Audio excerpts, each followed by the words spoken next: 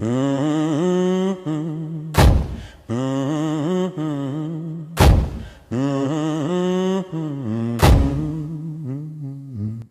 you start coming into people's homes to disarm them solely because you believe they don't have a Second Amendment right to bear arms, you better stand by.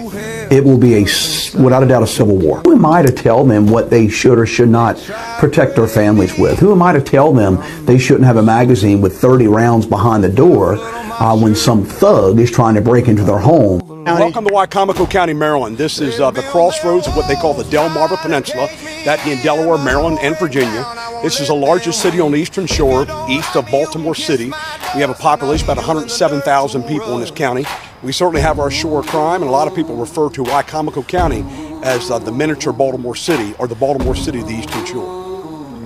That's not necessarily a good thing. No, it's a bad thing, quite frankly. And but in today's society, with the leadership we have, not just in the nation, but in the state of Maryland, it's affected our ability to control crime dramatically. We've had a dramatic increase in juvenile crime and violent crime. And it's because what we believe to be a lack of accountability, and we hold the majority, certainly 2/3 of Maryland lawmakers, responsible because of the laws that they're passing in the state of Maryland. And it's made it nearly impossible for law enforcement officers to do our jobs. They're constantly passing brand new legislation that further enables criminals and juveniles to perpetrate their crimes with little to no accountability. And they have absolutely hamstrung us from doing our jobs. Under President Trump, we had all of those, the riots, the BLM, rise of the BLM movement, and really it was just a communist movement across America to handcuff the police, if you will. How much of that has had an impact on you guys? Well, as you said, we had a dramatic increase then, and we had a front row seat to the rioting in Baltimore City. I took 2 different deployments of deputies into Baltimore City during the riots up in Baltimore, and I can tell you it affected our ability 100%. Most people know what happened in Baltimore City should never happen, but they had leadership at the time in Baltimore City that said allow them to riot, allow them to burn, allow them to destroy property, it's only property. And the Baltimore City Police were told to stand down, allow them to do what they need to do to take out their frustration with their local government. And thank God we had a governor at the time who had the intestinal fortitude to say, oh no, enough's enough. And the governor took over. Mayor Stephanie Rawlins Blake allowed them to do what they wanted to do. But Governor Larry Hogan said, no, enough's enough. And it was Governor Larry Hogan's request for additional manpower to enter Baltimore City that sent me and my deputies up there. And now you see that the direction our entire country's going. You Absolutely. know, the fallout from that, and now open borders on top of that. You know, Ben, I'm in my 40th year of law enforcement, and I've never, ever seen it this bad. And I've always loved my job. It's like having a front row seat to the greatest show on earth. I've always loved coming to work. But now I'm ready to go, and I've made it very clear this is my 5th and final term as sheriff. I spent 22 years as a state trooper. I'm now in my 5th term as sheriff. I've never seen a government that is so ingrained and, quite frankly, complicit in the criminal activity taking place in our nation. It's made it very difficult for us to do our job, and with the southwest borders wide open right now, we have unprecedented levels of fentanyl entering our country. And in 2013, the Customs Border Patrol intercepted our first shipment of fentanyl. It was only 22 pounds. It was actually 22.7 pounds to be exact. 9 years later, in 2022, just 9 years later, they intercepted just over 9,000 pounds of fentanyl in 1 year. That says nothing about all the dedicated sheriff's deputies and state troopers throughout the nation who are interdicting large, in some cases, larger shipments of fentanyl during traffic stops across this nation. We have an interdiction network of cops across this country that are getting the job done on our interstates, on our state routes, on our U.S. routes, and in the cities right now. We still can't keep up because our borders are insecure. And with an insecure border, we're never going to have Homeland Security. And without Homeland Security, we're doomed. We're fighting a losing battle right now because of what's going on in Washington, D.C. And they're complicit. Everybody knows this is intentional. It's complicit, 100%. Their intent to change the voter landscape of America. Consequently, Americans are suffering. Americans are bleeding every single day. I felt like saying, bitch, you have no idea what it's like to be a sheriff. For those of you who may not know me, I currently serve as a sheriff of Wicomico County. I'm in my 5th term, currently running for a 6th term. I've been very blessed for the last 20 years. I have faced zero opposition since the day I was elected. Zero opposition. But this year, I have an opponent. I have a former deputy who is running against me for the first time in 20 years. His slogan is less politics, more service. We heard that. I felt like saying, bitch, you have no idea what it's like to be a sheriff. It's all about politics. You have no idea what it's like to be a sheriff. If you think for 1 second you're not going to be involved in politics as a sheriff, you're wrong. Okay, welcome back to Bridging the Gap. We're here with Wycomico County Sheriff Mike Lewis. Iron Mike Lewis, I like to call him. How you doing, David? I'm doing great. By the way, for those that do not know, we actually did another video interview, but unfortunately I got so excited I accidentally deleted it. But we did have a great interview just the same. Yes, we did. Sheriff Lewis, tell us a little bit about you. Well, I graduated high school in 1982. By 1984, I entered the ranks of the Maryland State Police. Okay. And from June of 1984 until July the 1st of 2006, I served with the Maryland State Police. Had an incredible career. I worked out in Calvert County for 13 months. I worked at the Maryland State Police Berlin Barrack for 6 years, and then I transferred full-time to run an interstate criminal enforcement team across the state of Maryland. That team initially was limited to U.S. Route 13 here on the Eastern Shore, and I pioneered the drug interdiction program on U.S. Route 13. And what drug interdiction is simply using your God-given powers of observation to look for any and all signs of criminal activity during a traffic stop. So a much better term would be criminal interdiction as opposed to drug interdiction, because we actually encounter a lot more than just drugs. We encounter wanted fugitives, stolen cars, murder suspects all the time. We also encounter large amounts of U.S. currency, runaway children, missing children, loads of untaxed cigarettes. We have literally encountered the gamut out here on U.S. Route 13 in Wycomico County. And we were so successful that I was summoned to Maryland State Police headquarters. I was promoted twice in the ranks of the Maryland State Police before I was transferred to headquarters. So I was promoted corporal down here on the shore, promoted to sergeant down here on the shore in a relatively short period of time, and then transferred to the Maryland State Police headquarters to work out of traffic operations section so we could take this unique program statewide. So I was tasked with retraining and re-educating all Maryland State Police personnel, 1,700 troopers. I was tasked with retraining and re-educating in the criminal interdiction venue because we have been so successful down here on the shore. I was then tasked with operating and implementing a brand new statewide interdiction team, which was called the ICE team. ICE being an acronym for Interstate Criminal Enforcement. Not the ICE that everybody... Not Immigration and Customs Enforcement. This was interstate. Interesting. Yes. Variant, and if you see back up on my shelf, you'll see ICE team tags up there for interstate criminal enforcement when I was a trooper. Okay. So I ran that team until I retired from the Maryland State Police. I loved doing what I did so much, working in the trenches of the men and women. And I mean this, with the men and women doing this job every day, that for the last 11 years of my career, I chose not to participate in the promotional process.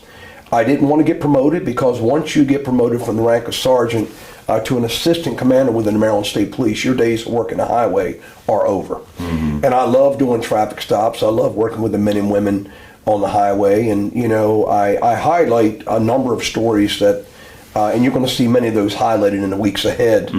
But I've highlighted many of those success stories over the years. You know, anytime you can stop a car like our team did on Interstate 95, and there's a female driving a nondescript Dodge Intrepid, and based on her body language, based on her demeanor, we saw indicators of criminal activity. And we sought permission to search a car when we popped the trunk. There were 2 dead bodies in the trunk. And both of those individuals were victims of multiple gunshot wounds. They had been shot in the chest. They'd been shot in the face. Their bodies were wrapped up in plastic shower curtains. They were shoved into the trunk of a car. And when we removed their bodies from the trunk of the car during an extensive search and execution of a search warrant on the vehicle, we discovered an electronically controlled false compartment built behind the back seat. And there was also $105,000 recovered from his vehicle. So we knew it was likely a drug deal gone bad, but what we were able to determine in the hours following this discovery on the side of Interstate 95 up in Cecil County, Maryland, that both of these victims have been murdered in a hotel room down in Greensboro, North Carolina. Their bodies are being transported up to New York for disposition. This is just one of hundreds of cases we made on Interstate 95. These are the kind of cases, quite frankly, Dave, I dealt with every single day as a supervisor and commander of the Maryland State Police ICE team.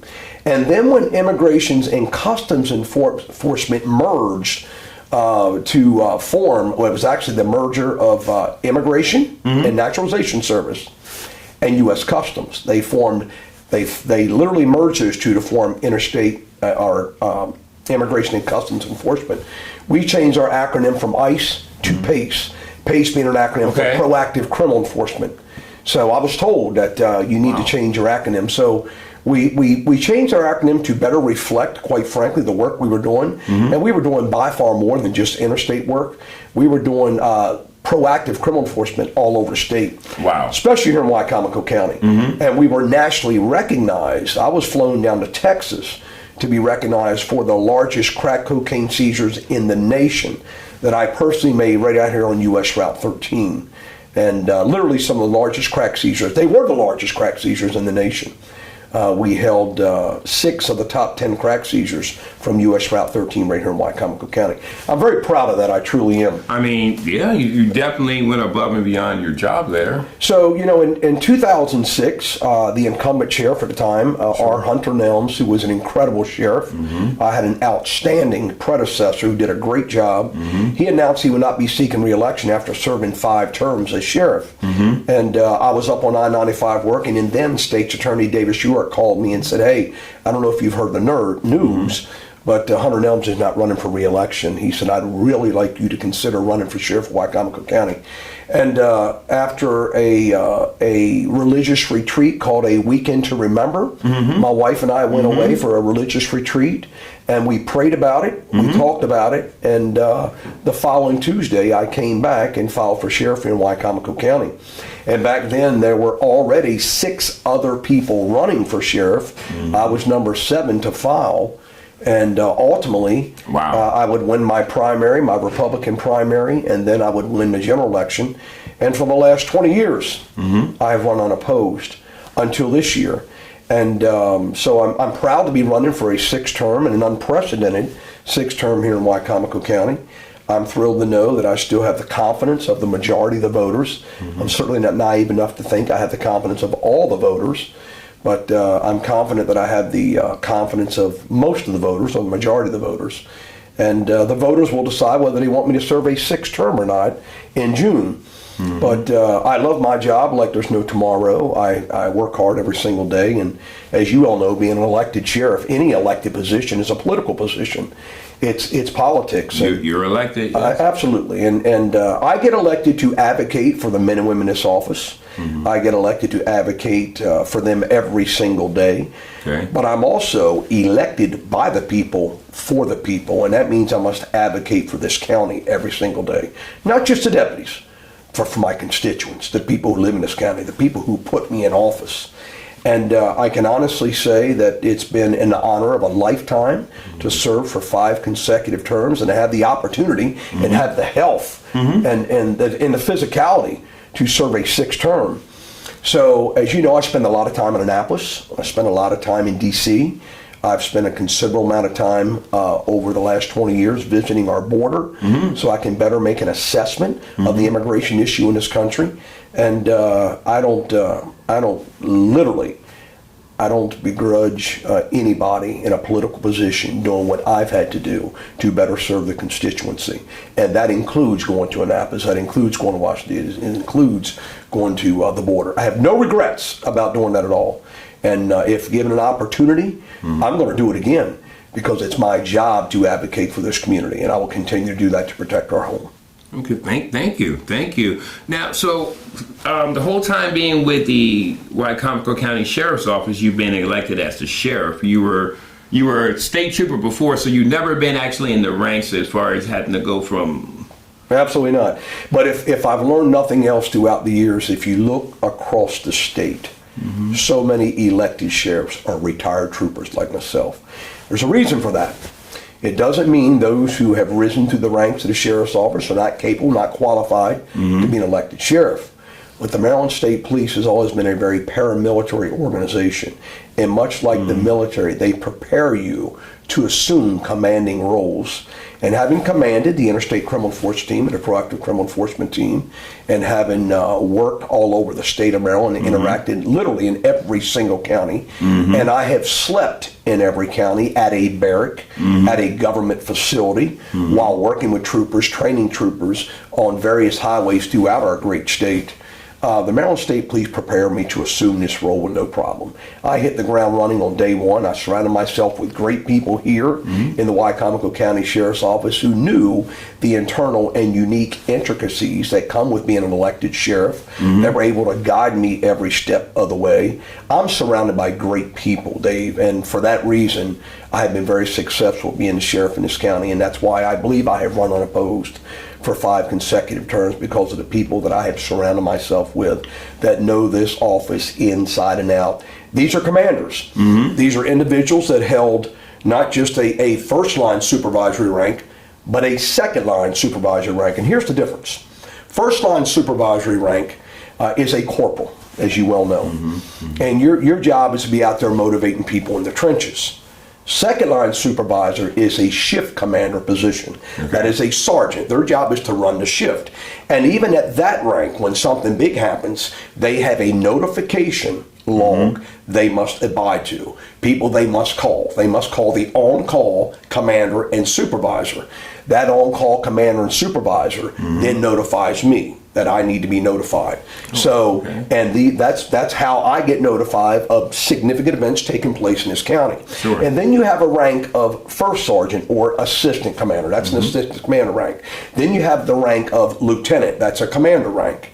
And then you have the rank of captain, which is a bureau rank, whether it's administrative bureau or patrol bureau. And then over the captain, you have a major. There's only one major in this agency. And we have 2 captains, 2 lieutenants, and we have 4 assistant commanders. And then we have a chief deputy who answers directly to me. The chief deputy's job is to handle everything in this office in my absence, but also in my presence. That way it allows me to go out and interact with the community every single day, allows me to go to breakfasts, community events, civic organization events, allows me to go to Annapolis, allows me to go to Washington, D.C., allows me to go to the border. My chief deputy's job, and my chief deputy's job has always been to run this agency, and I have all the confidence in the world to run this agency in my presence, in my absence. So when I look at you 2 gentlemen in here today, I can tell you with all sincerity, if I have not prepared my chief deputy, my major, my captains, and my lieutenants to run this office in my absence, then I've not done my job. I've not done my job. It is my job to prepare these men and women to do the job of sheriff every day and make decisions on my behalf. You don't have to run everything by me. I have confidence in you to do your job. It's my job to instill confidence in the public. That's my job. Interesting. Thank you. Thank you. I do want to ask this as a elected official. Do you actually have to clock in, or do you get to make? I don't clock in. I'm an elected official. My salary is set by the county council, and that's who sets my salary. I don't clock in every day. I don't have to do a work and time sheet at all. My job is the elected sheriff. It doesn't say I have to be here 1 day a year or 365 days a year. I'm the elected sheriff of this county. So, bottom line. Thank you. And you said you do have a command staff that can run in your absence. Absolutely. So are you restricted to stay in Wycomico County at all times? Absolutely not. No, I'm not restricted to being in Wycomico County. As a Wycomico County sheriff, I can tell you that my salary is funded by the citizens of Wycomico County. It's funded by the council, as is required by law, just like the state's attorney's office. They're required to fund our budgets. As a sheriff of Wycomico County, I spend the overwhelming majority of my time here in Wycomico County. There are months I never leave this office at all. But then there are months where there are months I don't leave this office at all. But there are other months that I might be gone literally 2-3 days a week, depending on what's going on, depending on what time of the year it might be. You know, like we have a number of events coming up because it's springtime, as you can imagine. We have a number of law enforcement events taking place in Washington, D.C. all week long for Law Enforcement Officers Week. And then we have our National Sheriff's Conference taking place in June. That's in Omaha, Nebraska. I won't even go to that. I won't even go to that. I go to about every other one. I rarely, in fact, there are years I don't go to a National Sheriff's Conference. I wanted to go to the one in Omaha this year. But I have another conflict where I'm going to be doing several things here in the county on that same week. So that takes precedence. If I've got events lined up here in the county, then I'm staying here in the county. I won't go to Omaha. So I'm not going this year. Okay. Thank you. Absolutely. Now, of course, we got to take a break real quick. I've got several other questions, but thank you. There's a lot of things there that I definitely never knew about. Absolutely. And a lot of people don't, Dave. That's why podcast interviews are so important. They really are. Because we can really get to the meat potatoes of one's job and what they do every single day. And the job of sheriff has got a lot of different Moving parts all the time. Wow. Well, we'll be coming back. Actually, my co-host is going to come in and talk to you a little bit, but we definitely going to be talking in a few minutes. Thank you for sitting down for this part. This is Bridging the Gap. We'll be right back.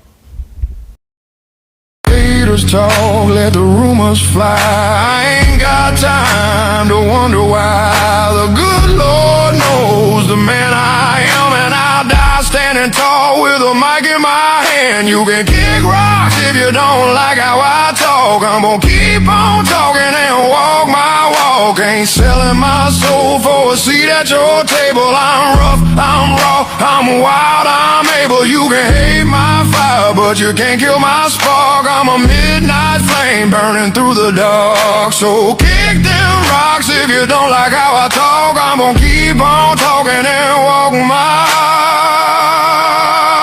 walk. You can kick rocks. You can kick rocks. You can kick rocks. I'm gonna keep on talking and walk my walk. All right, I get that little part of me walking. I get that. All right, you ready? 5, 4, 3, 2. Is my head cut off? No, your head's good. No, your head's here. I can't see. It just blends in with the dark. Where's your glasses, Sheriff Lewis? Oh, they're up there. Where you left them, David? I couldn't see, but I didn't have them on. Your head blends in with the dark cabinets in the back. Oh, great! So I'm not even here. I'm just floating. If you smile, we'll see you. Oh my God, I am floating. I am floating. All right, you ready? All right. Isn't it great we can joke like that? It is. I'm gonna have to edit that. Remind me to edit that, or it's gonna be on pat. You can't even see my face because it blends in with a white shirt. I'm trying to tell you. See, y'all are getting worse and worse here. Bye. Okay. Welcome back to Bridging the Gap. We're here with Sheriff Mike Lewis and my brother over here, Christo. Christo, excuse me, Yeah, saying no, correct. that's impressive. That was a great little interview y'all were doing there. I learned a lot of new stuff in that one too. Well, this is going to be our last section of it, and this is kind of the meat portion here. This is where I've gotten the questions coming to me, and the man that we need to ask the questions is right here. Quick question for you, and I know I asked you this in our last interview we had, but your open door policy.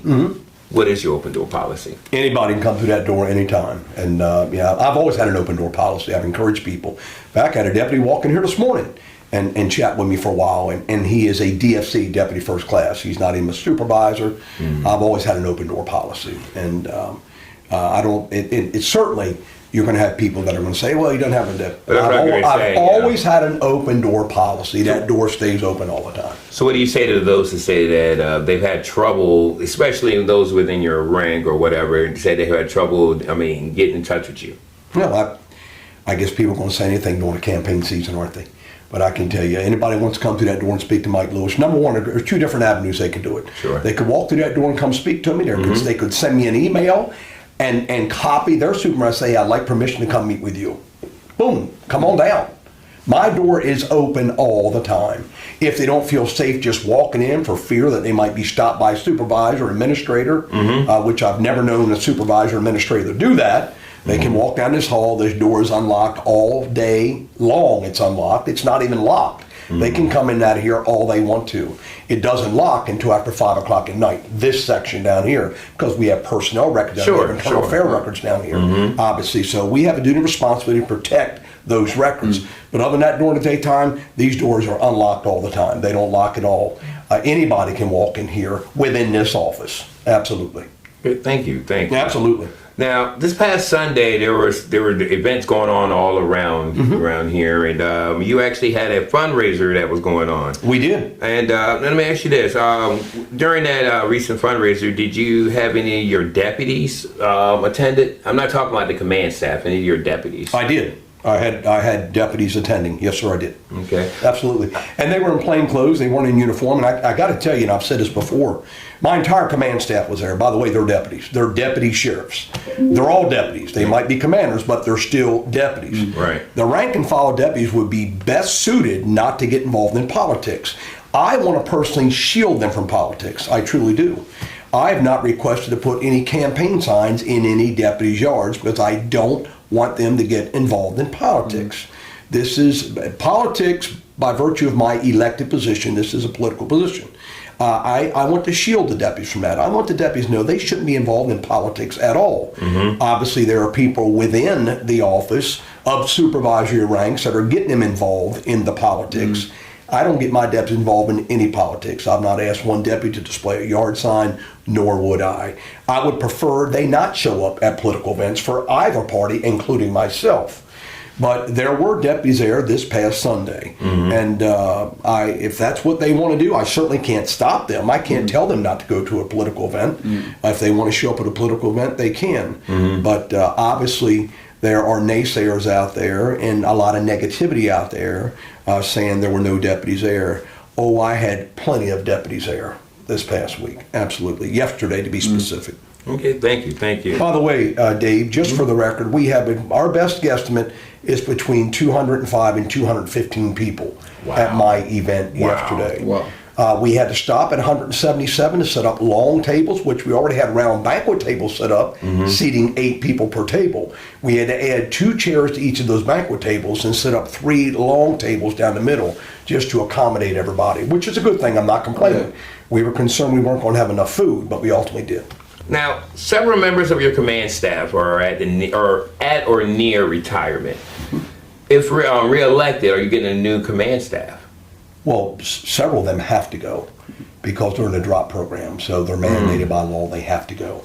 And I know one of the captains, I'm told, is going in July anyway. You know, there are several guys that are prepped for retirement and will be leaving.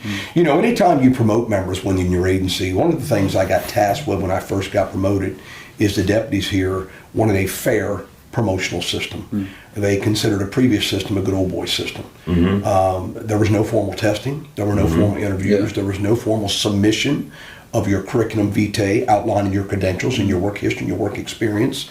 So I was asked to do that. We immediately implemented that program to have a more fair and equitable promotional system. So more merit-based. So what's crazy is, so you have everybody competing. There are only a certain number of corporal positions. There are only a certain number of sergeant positions, first sergeant positions. And as you ascend through the ranks, those positions become more and more narrow, like this. So there are only so many positions, and when you promote people, obviously the person who gets promoted, that deputy and his or her family are going to be thrilled to death. But those deputies who didn't get promoted because they were not the next one on the list, all of a sudden they don't like you because they didn't get promoted. Well, this is what's very difficult. You can't please everybody. If I wanted to please every deputy here, I'd sell them ice cream every single day or give them ice cream every day. You know what I mean? But the truth of the matter is there are people competing for a limited number of positions. Sure. And you want the cream of the crop working for you and under you, and you want the person who competed through the whole process, who came out on the eligibility list, number 1, number 2, or number 3, to be in that position. So that is a fair and equitable process. But when you compete and you don't make it to those top 3 numbers, all of a sudden you don't think it's a fair process. You know, so that's what we have here. That's what you have anywhere. Yeah. So it's one of those things you're damned if you do and damned if you don't. Yeah. So we have a fair and equitable process, but because it's not suited everybody or not everyone has benefited from that process, suddenly it's an unfair process. My pastor once told me the following. He said there was this man, a very good man. In fact, the best man there has ever been, did nothing but good. Jesus, and even he couldn't please everyone. And Stu, it that's does so work. true. So Yeah. you cannot please. So true, my friend. You can't please everybody. I've learned that. You can't please everybody. Now, let me ask you this. If you're reelected alongside Julie as the county executive, do you plan to continue working closely with her? And with the newly elected council, how do you expect to navigate those relationships moving forward? Well, I don't think the working relationship between myself and the county executive has ever been any better. Okay. It's never been any better than it is right now. And God knows I say it behind her back all the time, and I've certainly said it to her face, and I'll say it again in this interview. She has advocated harder as county executive than any of her predecessors for better pay for these deputies, better benefits for these deputies, better retirement for these deputies, and I mean this, better medical disability for these deputies. Executive Giordano has advocated her entire 4 years as county executive for these deputies. And obviously, if it benefits the deputies, it benefits me. You know, and we've had other county executives say, "We don't have the money. We don't have the money. We don't have the money." She finds the money. Yeah. She finds the money, and she's looked after this office so much that during this last budget presentation, let me back up a little bit before that. During this last collective bargaining agreement, she worked extensively with the deputies and me. She called me and my command staff all the time for operational issues, and should we include this, or is this an operational issue that should stay beneath your purview? But we worked very closely with her. But in the end, she did so much for our deputies and increased my operating salary alone almost another $3 million a year. Look at that. In salaries and benefits for our deputies. Salaries 2.3 million, 2.8 million total when you front load and add the benefits in there. So, and that includes COLAs, cost of living adjustments. These deputies, their starting salary, July the 1st, is going up to $70,000 a year, starting salary. Yeah, for those who have been here longer, you can imagine what their salaries are going up to. So, Wow. this is huge for the deputies. The greatest raises we've ever had. Well, collaboration, I think, is going to be key to the continued success of Wacomico County. So when I talk about the county council men and women coming on board, as you well know, there is almost a whole new slate Almost, yeah. of men and women coming on board. So I listen, and I either know them all or I'm getting to know them all, those who are currently running. And I'm seeing them at various political events all over the county. Once again, this is a political job. So I see them at political events all over the county. And I'm getting them. He says a political job. It's thought. I'm sorry, I was trying to hold my. Exactly. Go ahead. So yeah, I'm seeing them all over the county, and I'm getting to know them. And quite frankly, a couple of them I'd never met before in my life. All those I knew who they were, but I never had a conversation with them. So I'm getting to know them, and it's been very interesting. It really has, getting to know them, and what their platforms are, what they intend to do. The truth of the matter is, they're all getting in it for the right reason. And that's a good thing, and this county will benefit from them. So I'm eager and ready to work with any of them. There's nothing we can't do but put our personal differences aside and work for the betterment of Wycomico County. Absolutely. I'll end it on what Bishop Anthony Dickerson from the Christian Shelter says: we can do it better together. Yes, we can. Wow. Yes, we can. Sheriff Lewis, I do appreciate you sitting down with us, and Christu being here also. This has been a great sit down, and once the primaries is over, regardless who wins, you're still sheriff. I would love to come back and. David, you're always welcome in my office. You and Jelly Bean both. As long as I'm in the front seat, I don't mind coming over. Thank you, David. Thank all you. do. Thank you. Love working with you, brother. Pleasure is This all has mine. been great. Yes, Thank you, guys. and also Jelly Bean that's behind the camera there. Thank you again. Thank you, Jelly Bean. For those that don't know, Jelly Bean is also known as Keisha James. This has been Bridging the Gap. We'll be talking to y'all soon. Have a great one.